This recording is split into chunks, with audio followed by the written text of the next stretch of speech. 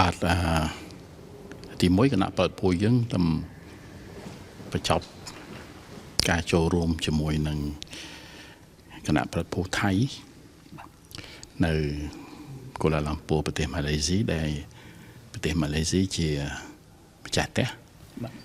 ហើយជាក្នុងនាមជាប្រធានអាស៊ានដោយមានការសម្របសម្រួលជួយបញ្ចុះបញ្ចូលពីខាងភាគីអាមេរិកអញ្ចឹងជាកិច្ចប្រជុំចតុភាគីដែលមានរដ្ឋមន្ត្រីការបរទេសម៉ាឡេស៊ីលោកហាសាន់ជាដូចបាននិយាយឲ្យមិញថាជាម្ចាស់ផ្ទះរដ្ឋមន្ត្រីការបរទេសសិហាសារបស់ប្រទេសថៃលោកអាយដាមកេវិនគីមដែលជាតំណាងជាន់ខ្ពស់របស់ក្រសួងការបរទេសសហរដ្ឋអាមេរិកតែជាអ្នកសម្របសម្រួលដែលអ្នកជាអ្នកជួយបញ្ចុះបញ្ចូលឲ្យមានការចរចាគ្នារវាងកម្ពុជានិងថៃពាក់ព័ន្ធនឹងឯកសារមួយដែលឯកសារនេះឯកចាត់ទុកថាជាឈ្មោះវាគេហៅថាជាសេចក្តីថ្លែងការណ៍រួមប៉ុន្តែវាជាឯកសារនៃកិច្ចព្រមព្រៀងសន្តិភាពមួយរវាងកម្ពុជាហើយនិងថៃព្រមព្រៀងសន្តិភាពឬក៏ថាឯកសារសន្តិភាពមួយនេះគឺនឹងคล้ายទៅជាឯកសារមួយដែលផ្ដល់នូវភាពរឹងមាំនៅក្នុងការនាំប្រទេសយើងទាំងពីរនេះឆ្ពោះទៅរកការស្ដារនៅតំណែងបរិយាភាពឡើងវិញនៅក្នុងតំណែងរវាងប្រទេសនិងរវាងប្រជាជនកម្ពុជានិងថៃហើយក៏ជាដំណើរឆ្ពោះទៅរកកិច្ចសហបត្តិការរស់នៅដោយសន្តិវិធីរវាងអ្នកជិតខាងជាមួយគ្នាហើយក៏នឹងបង្កើតនៅយ៉ាងហៅថាឱកាសកាលានុវត្តភាពនានាដើម្បីឲ្យប្រទេសទាំងពីររបស់យើងរស់នៅដោយសុខសន្តិភាពជាមួយគ្នានិងមានវិបុលភាពជាមួយគ្នាបាទក្រៅអំពីការបញ្ជាក់អះអាងសារជាថ្មីអំពីការបដិញ្ញាចិត្តរបស់ប្រទេសយើងទាំងពីរនៅក្នុងការគោរពនៅបទឈប់បាញ់អនុវត្តឲ្យបានម៉ឺងម៉ាត់នៅបទឈប់បាញ់ការគោរពគ្នាទៅវិញទៅមក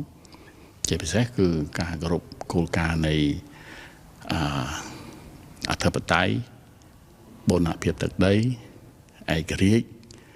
ជាតិរបស់ប្រទេសនីមួយៗនិងការតាំងចិត្តសម្រាប់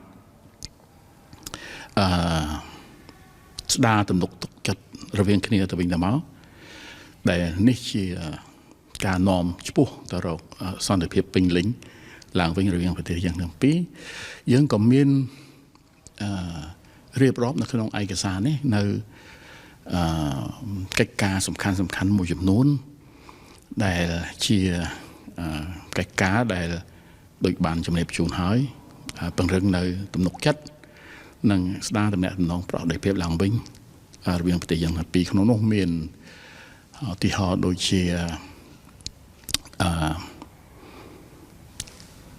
ការស្ដារទំនុកចិត្តការស្ដារតំណែងការទូតជាមួយគ្នាឡើងវិញ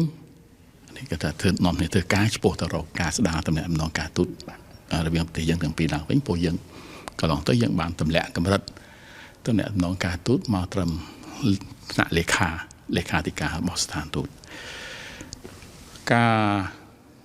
រួមគ្នាសហការគ្នាដើម្បីប្រយុទ្ធប្រឆាំងនឹង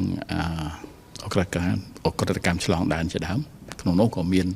បញ្ហា online scam ដែលជាបញ្ហាធំសម្រាប់ប្រទេសយើងទាំងពីរការបោសសម្អាតមីននៅតាមព្រំដែននៅកន្លែងណាដែលអានឹងវាចូលក្នុងភាពលម្អិតដែលមានក្រុមការងារដែលសម្របសម្រួល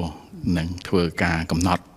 ថាតំបន់ណាត្រូវដោះតំបន់ណាដោះមុនតំបន់ណាដោះក្រោយអីចឹងឡាក់ហើយសំខាន់មួយគឺការដក អាវុធធនធ្ងន់ទាំងឡាយពីព្រំដែនដើម្បីបញ្ជូនទៅកាន់មូលដ្ឋានទ័ពរបស់ខ្លួនរៀងៗខ្លួនវិញដើម្បីកាត់បន្ថយនៅភាពតានតឹងនៅតាមតំបន់ព្រំដែននេះហើយយើងក៏បានឯកភាពគ្នានៅក្នុងឯកសារនេះថាក្រៅពីកិច្ចការងារទាំងអស់នេះគឺខាងភាគីថៃនឹងដោះលែងដោយមិនរងចាំនៅយើងហៅថា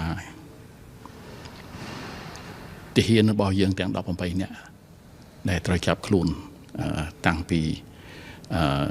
មួយថ្ងៃក្រោយបាត់ឈប់បាញ់ចូលជាធរមាននេះហើយយប់មិញហ្នឹងយើងបានឯកភាពទៅលើឯកសារនេះហើយសង្ឃឹមថាឯកសារនេះនឹងត្រូវបានចុះហត្ថលេខាដោយនាយករដ្ឋមន្ត្រីកម្ពុជានិងនាយករដ្ឋមន្ត្រីនៃប្រទេសថៃនៅក្នុងអំឡុងនៃកិច្ចប្រជុំកំពូលអាស៊ាននៅពេលខាងមុខនេះដោយមានឯកឧត្តមប្រធានាធិបតី Donald Trump ជាសាក្សីនិងឯកឧត្តមនាយករដ្ឋមន្ត្រី Anwar Ibrahim នៃប្រទេសម៉ាឡេស៊ីក៏ជាសាក្សីផងដែរ